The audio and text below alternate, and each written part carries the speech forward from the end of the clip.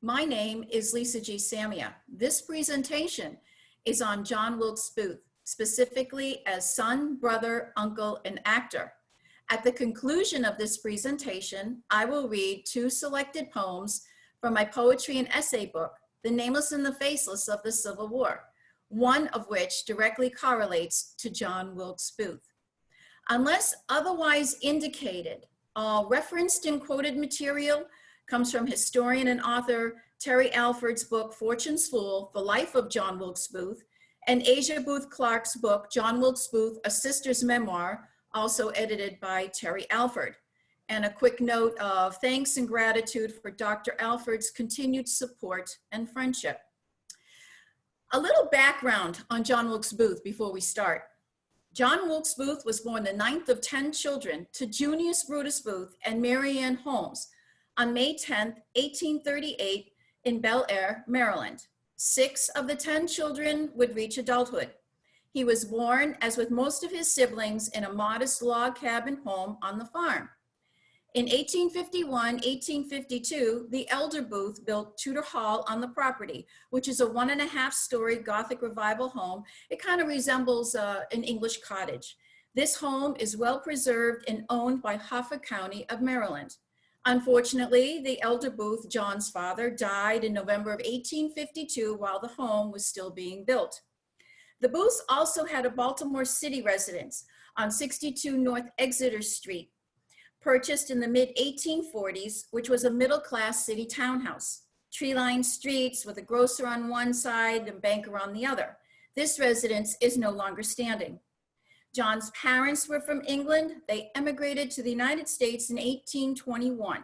His father, Junius, was a famous actor even before coming to the United States.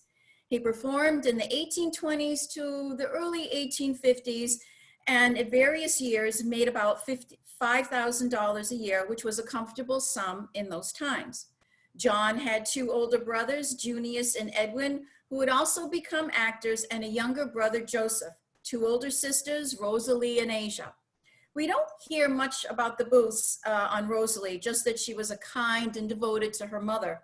A romance cut short as a young woman by her father, Junius, seems to have impacted her as to not attempt another romantic adventure. And then to sister Asia, the Booth family chronicler, writer, and sometime poet, and incredibly close to her brother, John Wilkes.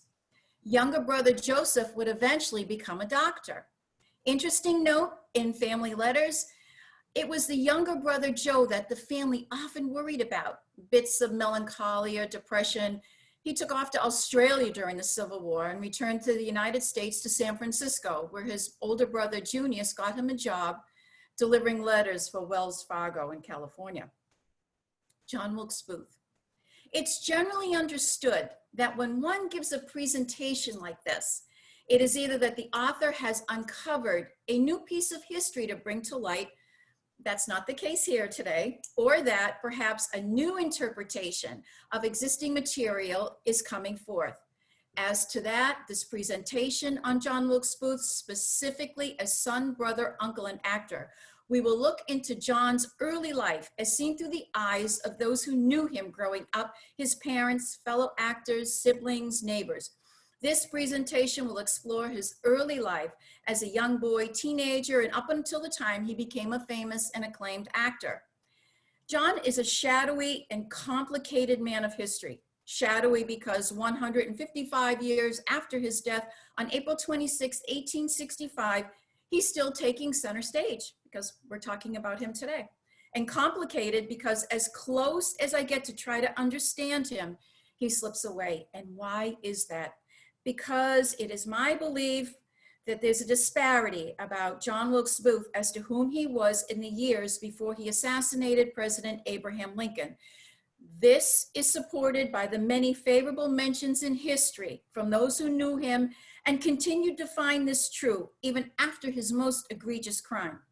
With that said, we will look deeper at the man whose life has been overshadowed by his final infamous act.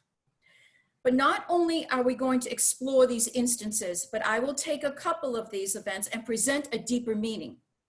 As an artist and a poet, mindful that it is not just words on a page, but reading into the words and feeling the emotion of the words being said.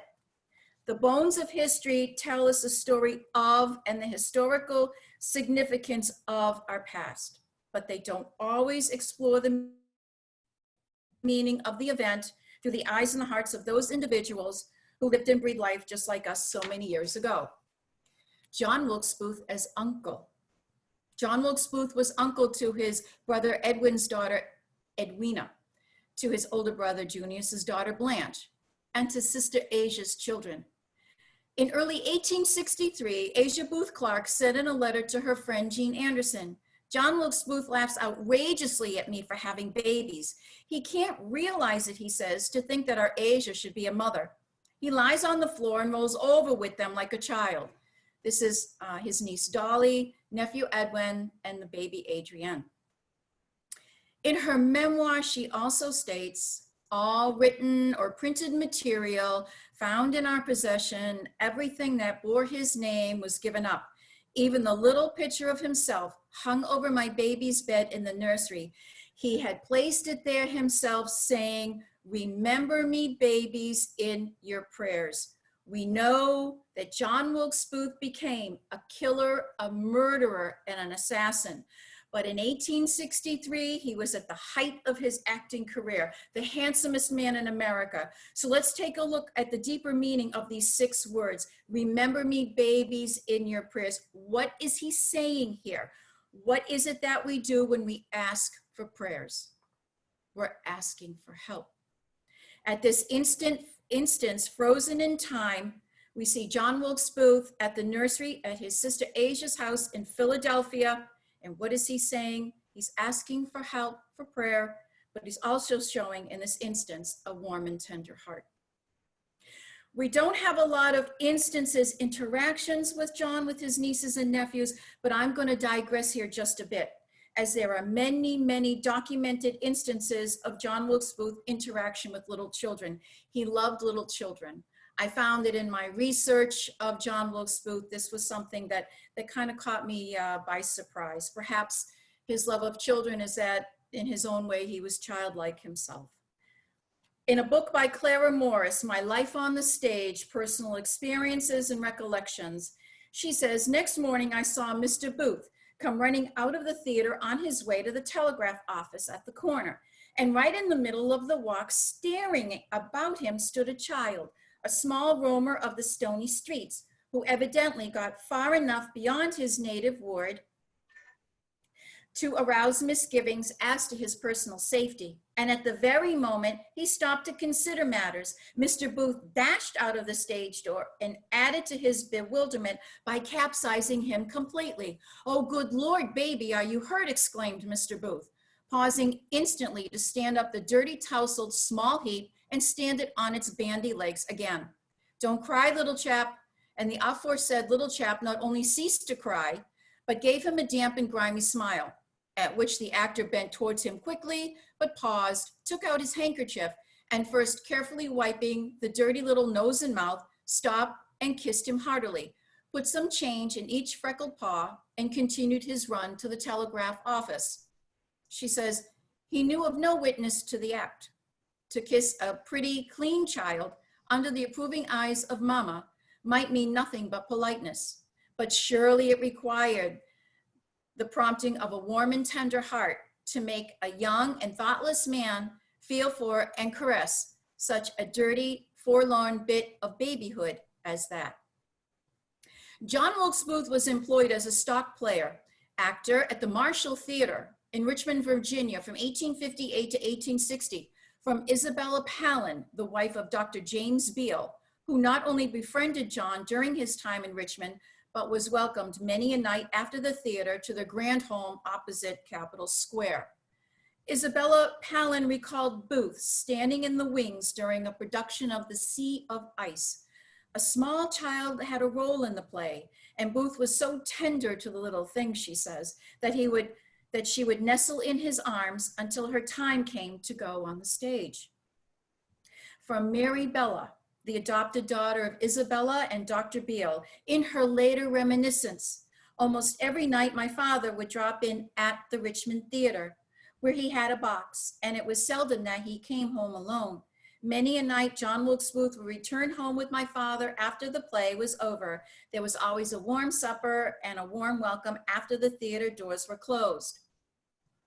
Booth's affection for children, observed by all his friends, was apparent at the Beale home. The first thing he did upon arriving was to make for the nursery to rouse Mary Bella. The girl's birth mother had died when she was born, and she was adopted by her aunt Isabella. Although she was much loved and well treated, there was a touch of sadness about her that aroused Booth's sympathy. The last interaction that I'm going to bring to light here with John Wilkes Booth and children came actually at the very end of his life, when he and Davy Harold ended up at the home of Richard Henry Garrett at Port Royal, Virginia. He was obviously had been on the run for about, I believe, 10 days, and on April 24th, and he arrived at the home of Richard Garrett. Another interaction with children is from LincolnConspirators.com, which is a blog written and maintained by Dave Taylor, which is committed to the study of the Lincoln assassination. And so we read, on Monday, April 24th, 1865, at about 3 o'clock in the afternoon, 3 men rode up on horseback to the farmhouse of Richard Henry Garrett and his family at Port Royal, Virginia. Booth, portraying himself as Mr. Boyd, was kindly tended to by Mr. Garrett and his family. The occupants of the farm at that time numbered more than a dozen, with Mr. Garrett, his wife, and 10 children, consisting of the bulk of the population. Though his broken leg pained him, John Wilkes Booth did make an effort to entertain the 5 youngest Garrett children, all of whom were 10 or younger. He mystified them by moving the needle of a compass around with his pocket knife, and he even told them jokes and stories. However, it was to 3-year-old Cora Lee Garrett that Booth paid the greatest of attention. Lily Garrett, who was 8 years old at the time of Booth's visit, would later give an account of Booth's stay at the family farm to a newspaper man.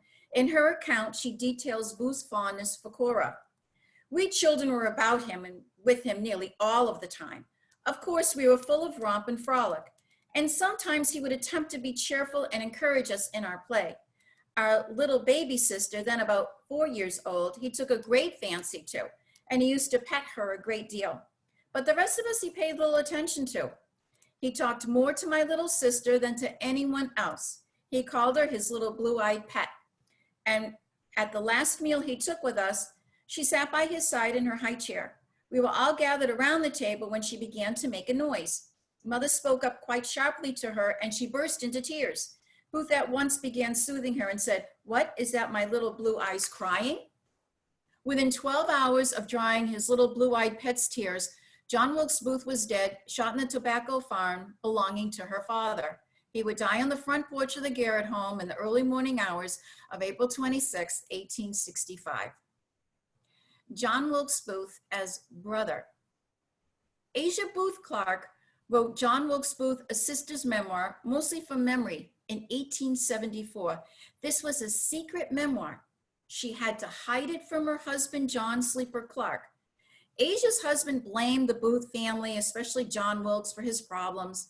So Asia wrote it in secret and gave it out of the family to have it published, which it was, but not until 1938. This is the longest and most extensive account of John Wilkes Booth by a family member. In 1868, Asia had left the United States with her husband, John, and their children to reside in England. It's because of Asia that a picture of John in childhood and young manhood is so poignantly brought forth. Asia provides insight into brother John and their emotional reminiscence of their time together growing up at Tudor Hall in the mid-1850s. In the relative isolation of the Maryland countryside, Asia and John became constant companions. Close in age, they shared their love of poetry and music. Long talks on the porch or before the fire filled the evening hours. Here, they were lonely together, as Asia expressed it. Sister Rose. As a small child, John was attached to his older sister, Rose. She was, in fact, 15 years old when he was born. John was her idolized favorite and pet, recalled Mrs. Mahoney. On Sundays, she would dress him, take his hand, and walk with him the half-mile along the post road to Mount Zion Methodist Church, where Reverend John S. Gorsuch was visiting pastor. Just a little bit of information on Mrs. Ella Mahoney. She lived at Tudor Hall after the Booths, coming to reside there around 1878 as a young bride. Her husband purchased Tudor Hall directly from Mrs. Booth. She lived there from the age of 20 until her death after World War II. She had grown to love the Booths and became a kind of caretaker and a writer. Her father had known John Wilkes Booth, and she had heard stories of the family and often found things belonging to the Booths in the home and or on the property. From Sketches of Tudor Hall and the Booth Family by Ella V. Mahoney, she writes of John: he was the handsome, daring, good-hearted boy, always welcomed among his friends here, most welcome at all times. Also from Fortune's Fool, Mrs. Mahoney states, one of John's favorite outings with Sister Rose was a visit to Auntie Rogers. A stout woman with happy face and smile wrinkles at the corners of her eyes, she was the Booth's immediate neighbor, and the trip across her fields to the kitchen was always rewarded with a slice of buttered bread with sugar. The two women would watch him in amusement at how quietly he sat while eating it. John was so kind, tender-hearted, and good, she remembered, a light-hearted, happy little boy full of jokes and fun. Not long before her death in 1899, Mrs. Rogers told Mrs. Mahoney that when John Wilkes Booth was a fugitive in 1865, she baked a ham and kept other food cooked to give him should he come for her, for provisions to eat in hiding or on a flight to Canada. She sat up all night watching for him with a light placed as a signal in her window to guide him. As Auntie Rogers explained, I loved him. Mrs. Rogers was close in age to John's mother, Mary Ann, and helped deliver John and nursed him as a baby. As a boy, Asia writes, he was beloved by his associates, and as a man, few could withstand the fascination of his modest, gentle manners. He inherited some of the most prepossessing qualities of his father. And while that father's finely shaped head and beautiful face were reproduced in him, he had the black hair and large hazel eyes of his mother. These were fringed heavily with long up-curling lashes, a noticeable peculiarity as rare as beautiful. She writes of their time together at Tudor Hall. Wilkes' bedroom was facing the east. He said, no setting sun view for me. It's too melancholy. Let me see him rise. He wanted no carpet on his floor. He liked the smell of the oak. Once he burst out with the joyous exclamation, heaven and earth, how glorious it is to live, how divine, to breathe this breath of life with a clear mind and healthy lungs. Don't let us be sad, he would say. Life is so short and the world is so beautiful. Just to breathe is delicious. She writes, through the long drowsy days of summer, the long delightful evenings in the dull of wintertime, we two were thrown much together. Wilkes and I had many tastes in common. We both loved music, reading aloud, and preferred verse to prose. He played the flute and we sang together, accompanied by the piano or guitar. He would recite poems and much of the play of Julius Caesar and some other tragedies while I held the book. Older brother Edwin. Older brother Edwin and famous actor Edwin Booth said of his brother John, so lovable. He was of a gentle disposition, full of fun. All his family found a source of joy in boyish and confiding nature. The playful youngster was the hands-down favorite of both parents.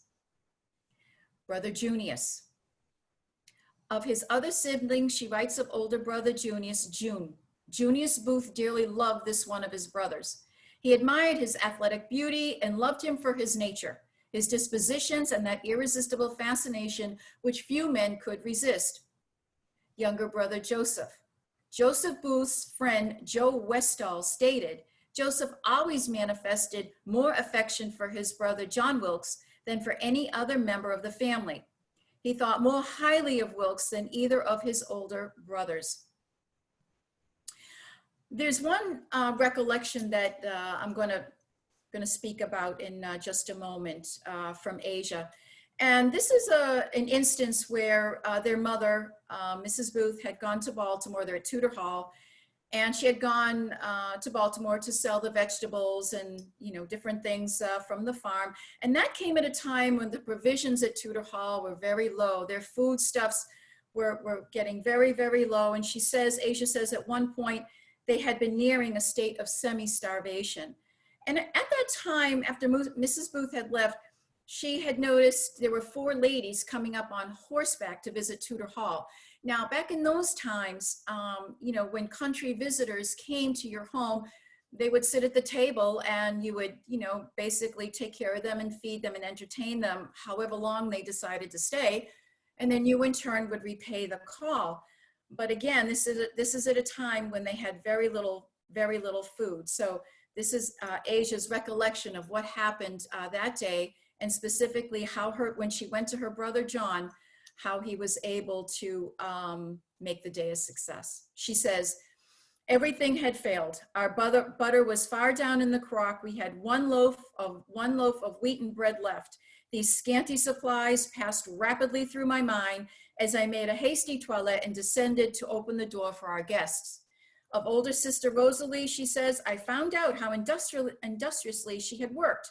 All the best china was set out, and the silver also, which was never to be used. Preserves, fresh cresses, radishes, our last bit of meat cut beautifully thin. Some beautiful fruit decorated with flowers made the round table beautiful.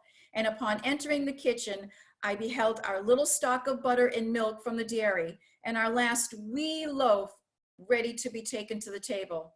And there was her brother John, standing at the fire, baking griddle cakes like an experienced cook. So the ruse worked.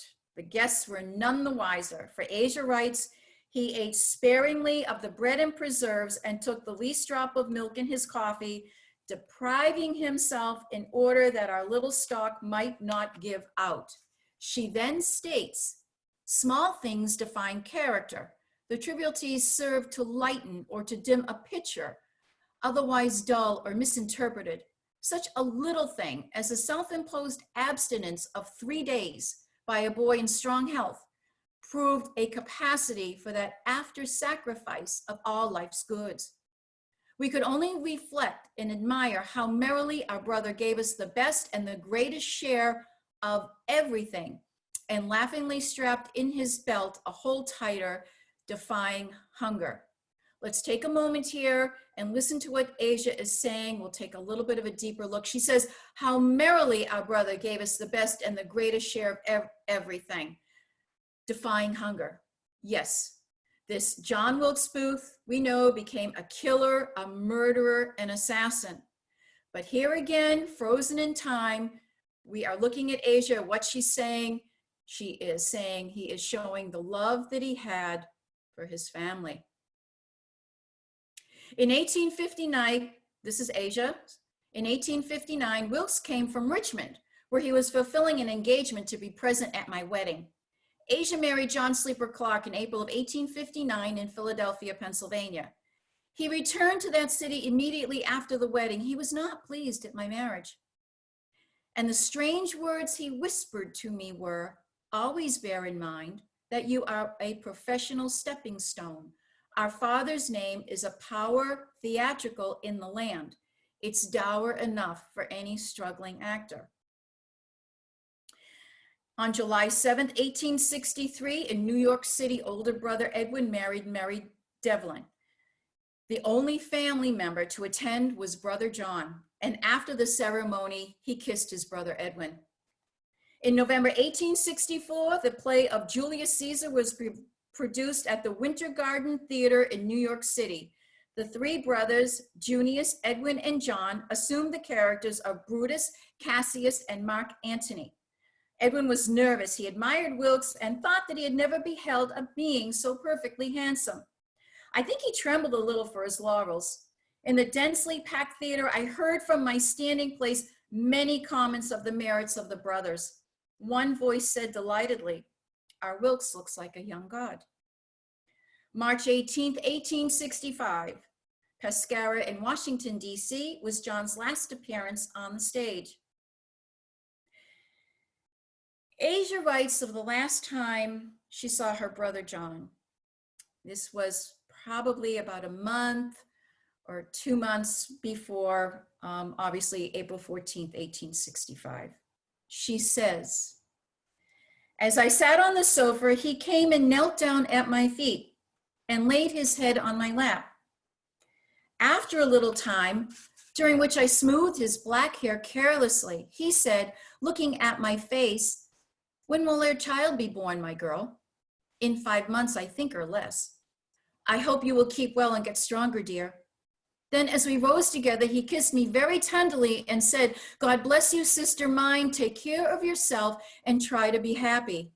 'Oh, my boy,' I said with all the anxiety of my heart, 'I shall never be happy till I see your face again.'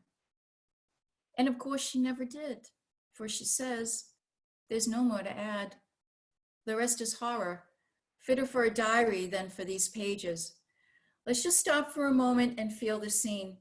John Wilkes Booth was visiting his sister Asia at her home, Philadelphia. This is the last time they would see each other. He knew what was in his mind. She did not, obviously. And so what is she doing in this particular scene? She's soothing him, perhaps as she did when they were growing up together. This scene just struck me as a poignant scene between this brother and sister. She was expecting in the summer of 1865. She had promised her brother John, if it was a boy, would name him after him. But of course that was impossible after his most grievous act. And on April 20th, 1865, she delivered a set of twins, a boy and a girl. She named the boy Creston, who also grew up to be an actor, the child bearing a strong resemblance to his uncle John. John Wilkes Booth as son. John Wilkes was a favorite child of both mother and father. It was said by his mother, Mary Ann, "John was the most pleasure and comfort to me of all my sons, the most affectionate. When he grew up, he told her he would take the greatest care to see that she was happy." When John was about 6 months old, Mary Ann had a strong premonition that he would die an early and unnatural death. Also over the years, a special some would say a psychic bond developed between them. The love and sympathy between him and his mother were very close, very strong, wrote Anne Hartley Gilver, a character actress who knew the family well.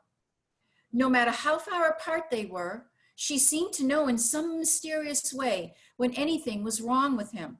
If he were ill or unfit to play, he would often receive a letter of sympathy, counsel, and warning, written when she could not possibly have received any news of him. He has told me this himself. It was said at the time John wanted to enlist in the Confederacy. Mrs. Booth refused to give him her blessing. She was fearful of losing her most favored child. He begged his mother to allow him to go south, wrote John T. Ford. She most earnestly refused. Mrs. Booth had lost 4 children before John was born. She refused to let John Wilkes enlist in the Confederacy. She would not give up this son. Again, we hear from Asia to her friend Jean Anderson, John Wilkes is crazy or enthusiastic about joining for a soldier. And again, she added a sister's special insight. It has been his early ambition, perhaps his true vocation. Booth might have made a good soldier, fighting well and filling a cavalryman's grave by mid-war, but the conflict would go on without him.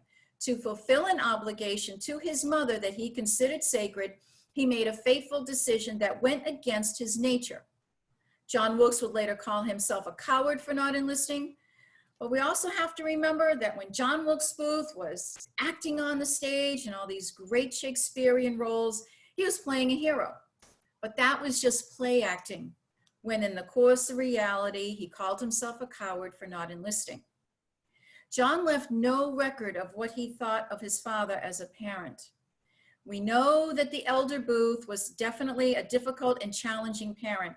A way of disciplining his children was sometimes Junius, whose actor eyes could bore a hole into the child, used cold silence as a punishment.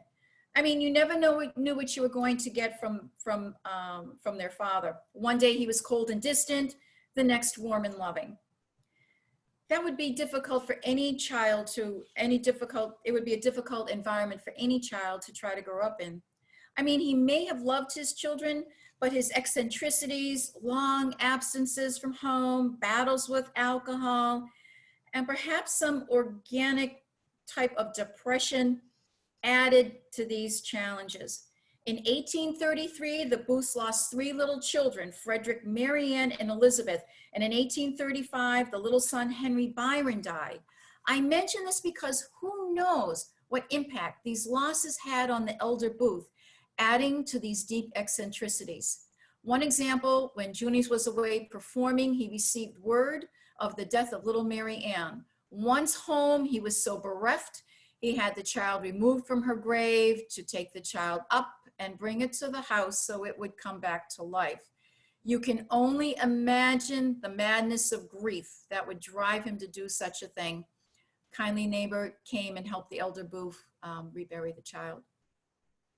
From My Thoughts Be Bloody by Nora Titone. The elder Booth did everything in his power to place John Wilkes well apart from the unhealthy lore of the theater, keeping his son 3 years at the Quaker school, where the father hoped John Wilkes would be groomed for a future as a Maryland country squire. To cement these plans, Junius went so far as to put a down payment on the tract of farmland in Cockeysville, closest to Milton Academy, to provide, the father said, a home and an occupation for John Wilkes when he should have completed his school life. In late 1846, 1847, saw a great secret of Junius Brutus Booth revealed not only to his family, but to the public as well.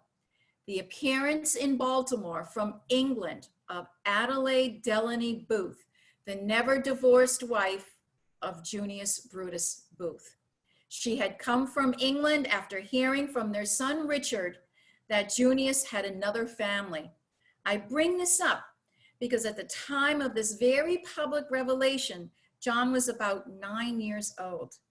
There were documented violent outbursts from Adelaide towards Mary Ann in public, and these outbursts could possibly have been witnessed by John Wilkes Booth. We read an account from My Thoughts Be Bloody. It was a custom with Adelaide to haunt the Baltimore markets, reported the Baltimore American, for a chance meeting with the woman who had usurped her place in the heart and the home of her husband. These counters were as much avoided by one as sought for by the other. When she found Mary Ann's vegetable stand, Adelaide showed no mercy. The Belgian woman attacked her victim. A journalist wrote with violent and often coarse language and inappropriate or humiliating epithets. It's not difficult to imagine what insults Adelaide screamed at her husband's mistress in front of the startled market day crowds. She no doubt decreed Mary Ann Holmes as a harlot and called whatever child was with her a bastard. Once the divorce from Adelaide was granted, Junius married Mary Ann on May 10th, 1851, which was John's 13th birthday. It was at the age of 20 that John's sister Rose fully explained to John the events of their father's betrayal and infidelity. However, it gives one pause if in fact John did witness these public and humiliating events, and if so, what impact that may have had in a subliminal way on his relationships with women later in life, and as well as his relationships with the female members of this family. John Wilkes Booth, we do know, had many girlfriends and romantic adventures. That would be for a whole other lecture, right? But as we look at his relationships with the female members of his family, look at what he said to his sister Asia right before she got married, showing he was very, very protective. So he became very, very protective. It is a dreadful mischance to be early cast upon the world without a guide or a protector, a friend of the Booth family once observed. In 1852, when John's father passed away, John would come of age with no strong hand to corral him, no mentor to show him the way. The youth now was the sole defender of his mother and sisters, a job considerably complicated by his father's legacy of scandal. Older brother Edwin and Junius were out making their lives and fortunes. John, in fact, became the oldest male in the house that had his mother, older sisters, Rosalie, Asia, as well as younger brother Joe. He was only 14 years old. It was up to him to farm the land at Tudor Hall and provide for his family. John Wilkes Booth as actor. It was John Wilkes Booth's future brother-in-law, John Sleeper Clark, who helped secure a position at the Arch Street Theater in Philadelphia in the summer of 1857. Clark had secured him a professional engagement, his first as a walking gentleman for the Arch Street Theater's resident acting troupe or stock company. Fall of 1858, Marshall Theater in Richmond, Virginia would be where he was employed for the next 2 years. We know that John Wilkes Booth took his acting very seriously and worked very hard at his craft. Many of his roles called for very physical scenes and sword fights. John was known to injure himself as well as his fellow actors when he was in these very, very physical scenes. He was proud of his physical self. He would spend hours in the gym, defining his body, toning, getting strong. And I guess, you know, in today's vernacular, we'd probably call him a gym rat, right? It was said by the great actor of his time, Edwin Forrest, that an actor was truly great if he could play 3 major leads better than anyone else in the nation. And that designation can be applied to John Wilkes Booth. So let's take a look at those 3 major leads, which in fact set him as the best of the best. Booth's friend John Matthews thought Pescara in The Apostate was Booth's finest role. Pescara was a malignant and bloodthirsty villain. He was the biggest fiend on the Civil War stage, and Booth made that evident in every way. Even his makeup for the character was so frightening that he was once forced to pause his performance and reassure the youthful actress Katharine Evans that it's just Johnny underneath, it's just me. Edwin Booth saw John's Pescara at the Boston Museum on January 21st, 1863, and theatrical tradition has it that he presented the younger brother with his own costume for the role. "I shall never play it again after seeing you," Edwin told him. The second role in Forrest's required trio for greatness was the one John Wilkes Booth performed the most often in his career, the title character in Richard III. The New York Tribune joined in praise, noting Booth is head and shoulders above those who ordinarily attempt Richard III in intellectual breadth and powers of concentration. The New York Times and Messenger felt that his Richard is acknowledged to be without a rival on the American stage. Ford thought Booth's Richard was unequaled by any contemporary. The third role was his Raphael in The Marble Heart, which was exceptional. Booth played a sculptor who had the misfortune to love a hard-hearted and materialistic woman. Since openness and sincerity were required for this character, this role was markedly different than the villainous Richard. It's opposite, in fact, and showed Booth's range that he could realize it. His Raphael was simply matchless, concurred John T. Ford. He was the ideal. He was the greatest that was ever seen. It was said of John Wilkes Booth at the height of his acting stardom in 1863 of his performance in the Raphael in the Marble Heart. If Raphael is indeed a sculptor, he could not have asked for a better model than Booth for the head of Apollo. Booth's eyes were dark but full of expression. His glances were keen and he read character intuitively. In fact, he exercised a kind of magnetism over many people. No one could resist his fascination.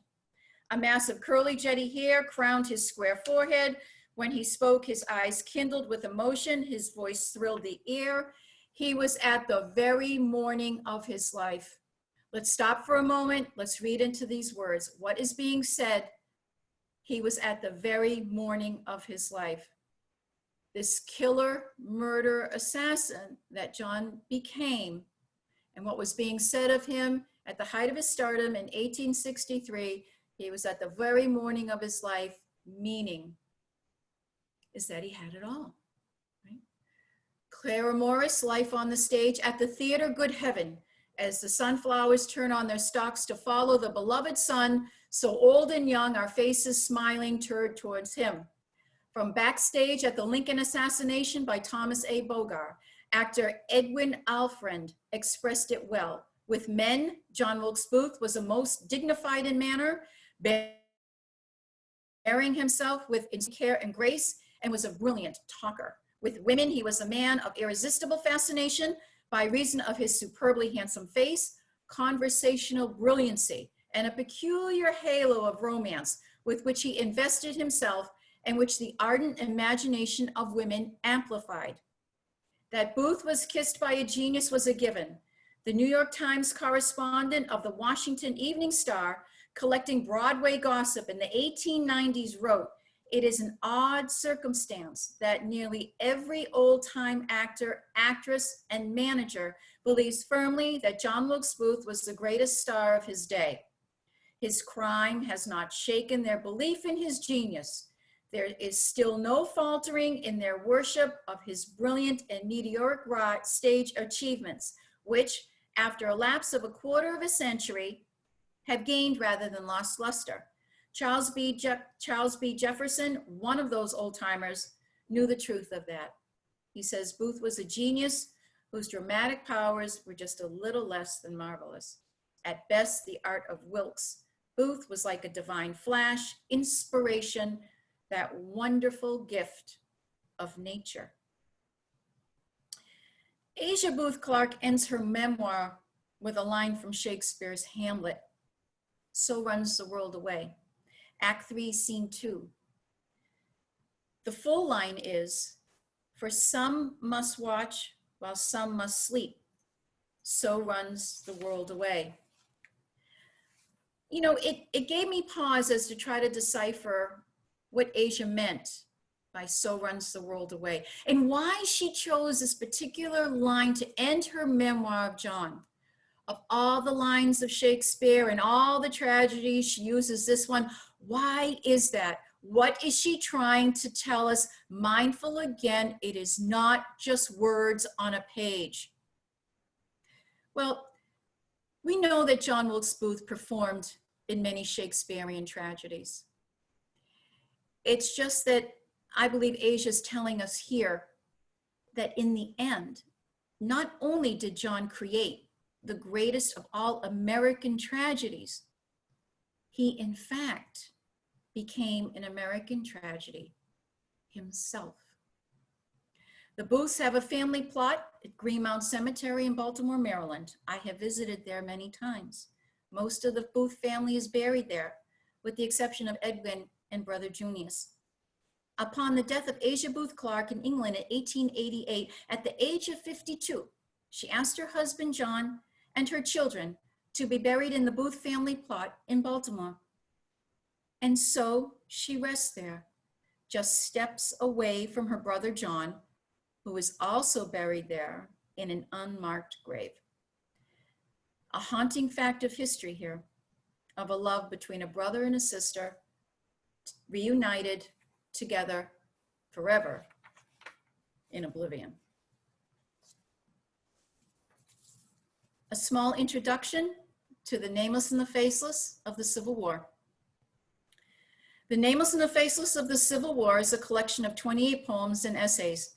The inspiration for this collection came from the very first poem and essay on Michael Dougherty of the 13th Pennsylvania Cavalry. Michael was captured and imprisoned in several Confederate prisons, such as Pemberton, Barracks, Libby, Belle Isle, and finally Andersonville Prison in Andersonville, Georgia. Over the course of the 23 months and 17 days confined to a prison, Michael kept a diary. It was only after I read the portion of the diary specific to his confinement at Andersonville that the horror of this death camp came to life. Overcrowding, starvation, madness, sickness were prevalent throughout the prison. And it was Michael's daily count of men who were dead or dying, stating them as numbers without names or faces, that the inspiration for the collection was brought forth. What of all those 13,000 soldiers? Who were they? History does tell us that after the Civil War, many of these particular soldiers were eventually identified, yet what of the ones that were still not? What of the civilians of the Civil War? The slaves, those who starved to death, fell to disease, or simply died of a broken heart. What of them? The narrator in the poem is a civilian soldier, slave lost to history, yet telling their story of what it was like to be at Shiloh, or watch President Abraham Lincoln walk through the city of Richmond on April 4th, 1865, or watch John Wilkes Booth die on the front porch at the Garrett farm. The essays are the factual representations as provided in history. The lines of North and South are blurred in this collection. And I'm sure you're saying, well, what do you mean? How can the lines of North and South be blurred? The reason, because as an artist and a poet, quite simply, that suffering has no boundaries. I will now read two of the poems. The first one is called My Front Porch.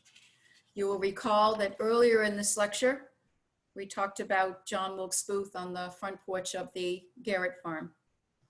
And we are going to hear from an unknown, perhaps one of the children, perhaps someone else, what it was like to watch John Wilkes Booth die on the front porch of the Garrett home. It was in the early hours of the April morn that the very being of my life was torn. For what I witnessed in the dark of day, that even now I so fervently pray, that the injured man who came with his friend, two Confederates at their very end, they found refuge with my family's aid to rest and heal by our green glade. And as I stood on our front porch and watched our barn burn, it was torched by the Union soldiers that came to claim the men inside our barn. Oh, such a shame. I watched in horror as the injured man was dragged to our porch and damned. Shot through the neck I did see. I ran to tend him as best could be. And even in his deepest pain, his handsome face did refrain. Water I gave him and touched his brow. The whitest of skin I do avow. And such was the face that looked at me, compelling and handsome that yearned to be. It was then I saw the gleam around his chest, a gold medal that stood out blessed.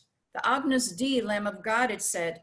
I wondered then about this man and begged. And so I heard him cry out into the night to the one not near him. It was a grievous sight.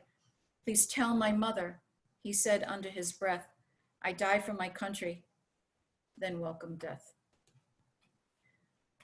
The second poem I will read to you is called No More on Bended Knee.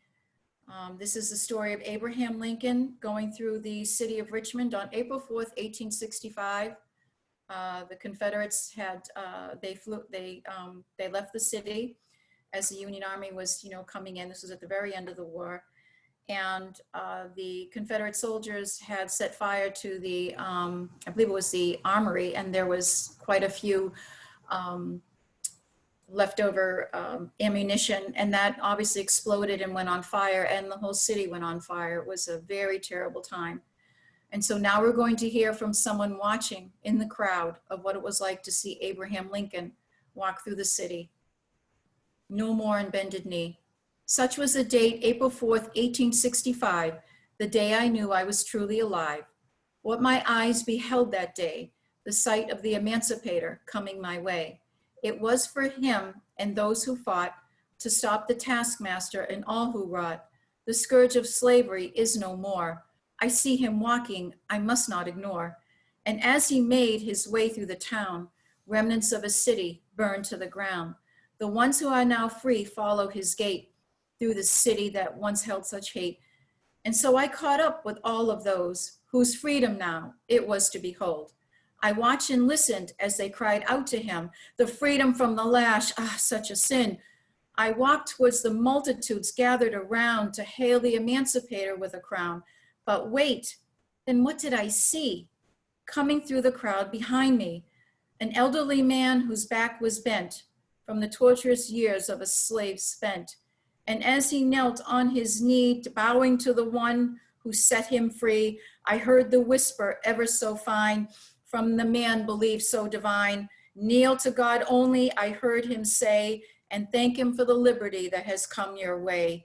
And with that, he held out his hand to help up the grateful elderly man.